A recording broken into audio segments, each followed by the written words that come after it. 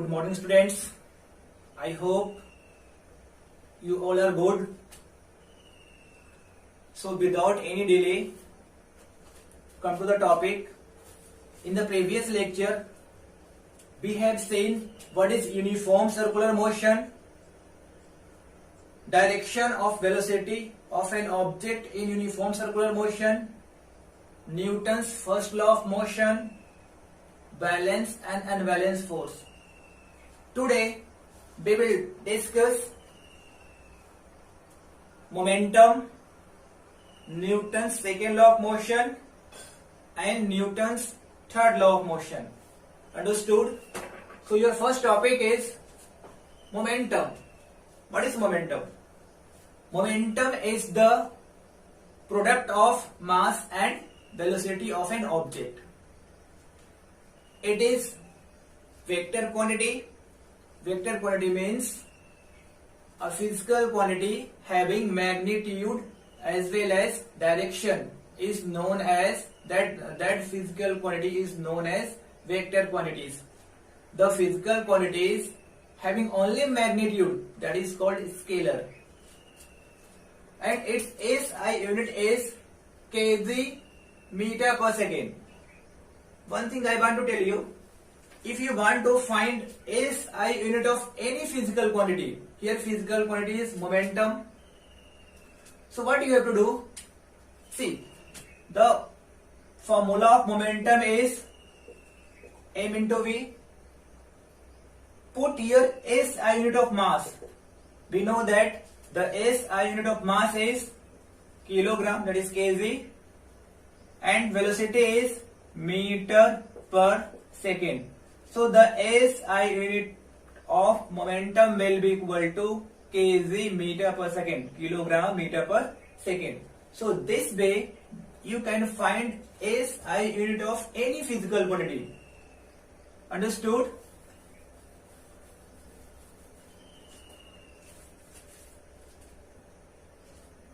I want to give you some example. If I say find the momentum of me, what do you have to do? You have to find the momentum of me. I am standing here. Since I am standing here and my position is not changing with respect to blackboard or surroundings, it means I am in rest. Suppose my mass is 70 kg. So in this case, if you will find momentum, my momentum, then its value will be equal to, let my mass m is equal to 70 kilogram. Since I am in rest, in this case velocity will be equal to 0 meter per second. Momentum will be equal to, since p is equal to m into v, so p will be my mass 70, velocity is 0, that is 70 into 0, that is 0 its unit will be 0 kg meter per second. Therefore momentum is equal to, this is my momentum. If you want to find your momentum, then you can find your momentum also. Suppose I am standing here, my mass is 70 kilogram as I told you, and if I started moving with the velocity of 2 meter per second, how much? 2 meter per second. In this case, what will be the momentum of me? If I am moving with the speed of or velocity of 2 meter per second, in this case find my momentum. So again m is equal to 70 kg, but this time I am moving with the speed of velocity of 2 meter per second, right? So this, in this case, p is equal to, since symbol of since means we know that m into v, my mass again 70 kilogram. This time my velocity is 2 meter per second. So 140 kg meter per second. This time my momentum will be equal to 140 kg meter per second. you must write the unit. In physics, if you don't write the units, that is wrong. If you will not write kg meter per second, 140 watt, liter, centimeter, so that's why you have to write units. So if I say initially I was in rest, in that case my momentum was 0 kg meter per second, and I started with the velocity of 2 meter per second, then my momentum became 140 kg meter per second. So we can say this was my initial momentum, this was my final momentum. So this is Pi, means I for initial momentum. My initial momentum is 0 kg meter per second. My final momentum Pf, small f, final, F for final, 140 kg meter per second, right? So if I say find change in momentum, but you have to find change in momentum. So how you will find change in momentum? So change in momentum, final momentum minus initial momentum, that will be change in momentum. So here final momentum is, remember, delta means it is read as change in momentum. Change in, P for momentum, change in momentum, that is final momentum minus initial momentum. Final momentum, that is Pf minus initial momentum Pi. Pf 140 minus 0, that is 140, write the unit, kg meter per second. This is change in momentum is equal to how much? 140 kg meter per second, right?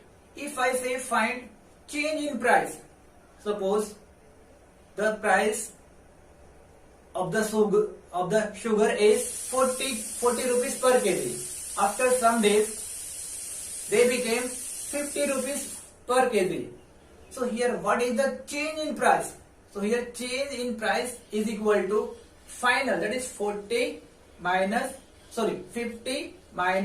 40, that is change in price. In this case, in the example of sugar, is equal to 50 minus 40, that is 10 rupees. How much? 10 rupees.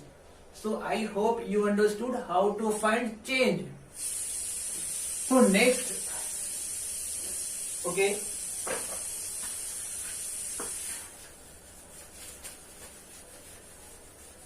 just a second.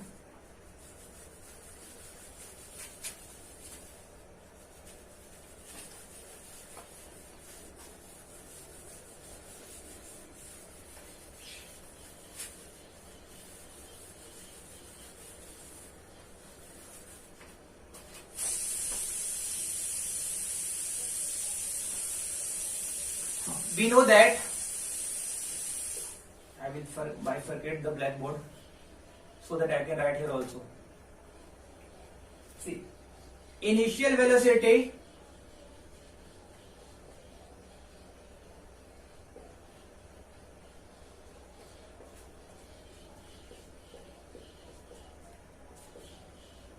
is represented by small u. Final velocity,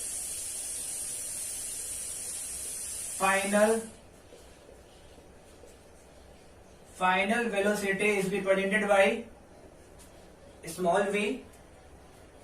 Okay, initial momentum,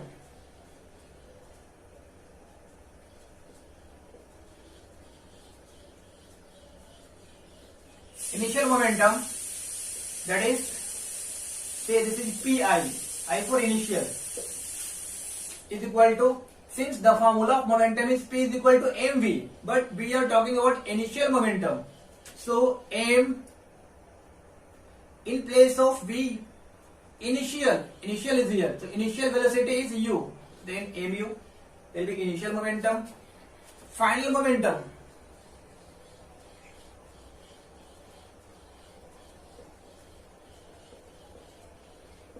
We can say P, F, F for final, P for momentum, M, final velocity is final velocity is small v. If I say change in momentum, right here change in momentum,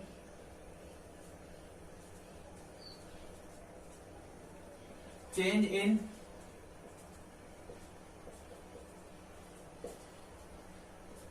delta means change in. If I write here momentum, this will change in momentum is equal to final momentum, that is mv minus initial momentum mu. This is change in momentum. So therefore delta p will be equal to, if you take m as a common, v minus u. Listen, this is important. If I add here rate of change, if I added here rate of change in momentum. So what you have to do? See, rate of I have written here. So you have to divide change in momentum by t. This is change in momentum, and since I have written here rate of, so what you have to do? You have to divide by t.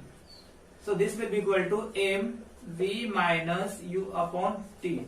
This is rate of change in momentum. Rate of change in momentum, that is equal to m bracket v minus u upon t. But we know that since v minus u upon t is equal to a, since v minus u upon t is equal to a, therefore in place of v minus u upon t we can write a. So therefore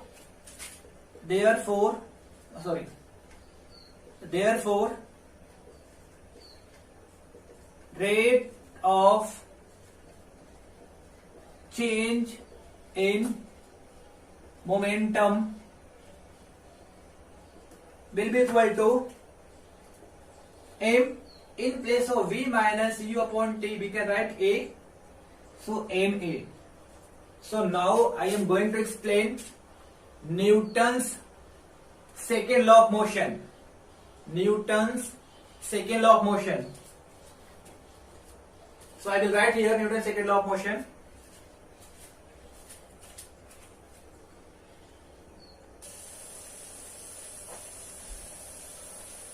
So this is the statement of Newton's second law of motion, right? The rate of change in momentum is proportional to applied force. The rate of change in momentum is proportional to applied force, and we know that the rate of change in momentum is ma. So ma will be proportional to applied force. This is the symbol of proportional.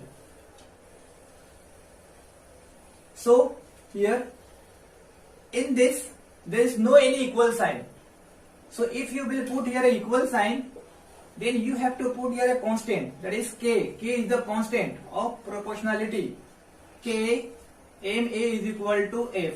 So therefore f is equal to k ma, right? So where k is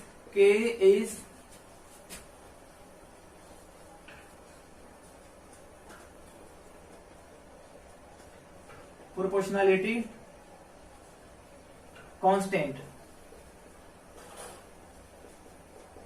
and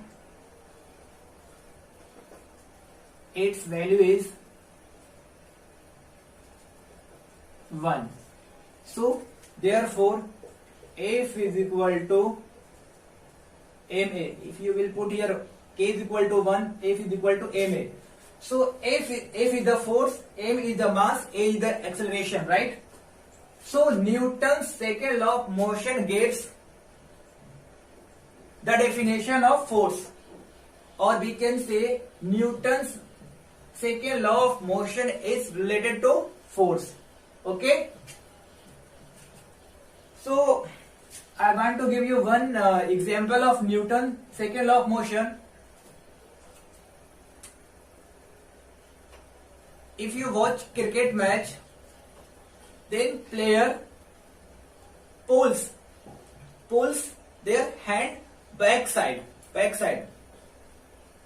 during catching a ball. What is the reason? The reason is I will erase this. Actually, they increase the time of contact. And if they will increase the time of contact, the force by the ball on the hand, they will also decrease. And they can be safe from the injury. Understood? Or we can say, if force will decrease, since time will increase, they want to increase the time so that force will decrease, and if force will decrease, momentum will also decrease, because force and momentum both are proportional to each other. If force will increase, momentum will also increase. If force will decrease, momentum will also decrease. Understood? So, see here, I want to tell you with the help of this formula. We know that F is equal to ma, right? So F is equal to m. In place of A, we can write V minus U upon T, right? T is in denominator. So if you will increase the value of T, force will decrease. If you increase the value of T, force will decrease. And force and momentum both are proportional. See, the rate of change in momentum is proportional to the applied force, and the change in momentum occur in the direction of force. The change in the direction of momentum occur in the direction of applied force. The direction of change in momentum will be same as direction of the force. So if T will increase, if you will increase the time, force will decrease, and if force will decrease, momentum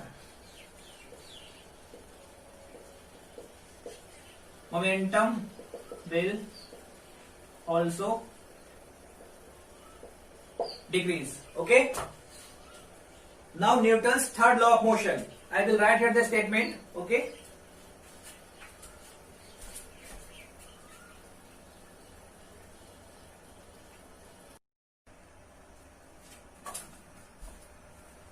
So your next topic is Newton's third law of motion. Okay? The statement of Newton's third law of motion is, every action force has an equal and opposite reaction force which acts simultaneously. Action force means what? Suppose I applied a force of 10 Newton on this blackboard. So this will be action force. At the same time, simultaneously, this blackboard will also apply a force of 10 Newton on my hand. But at this time, the direction of force will be in this direction. So this is the action force. The force applied by me on the blackboard is action force, and the force applied by the blackboard on my hand is the reaction force. That is reaction force. Both act simultaneously. Understood? So that's why force always acts in pair.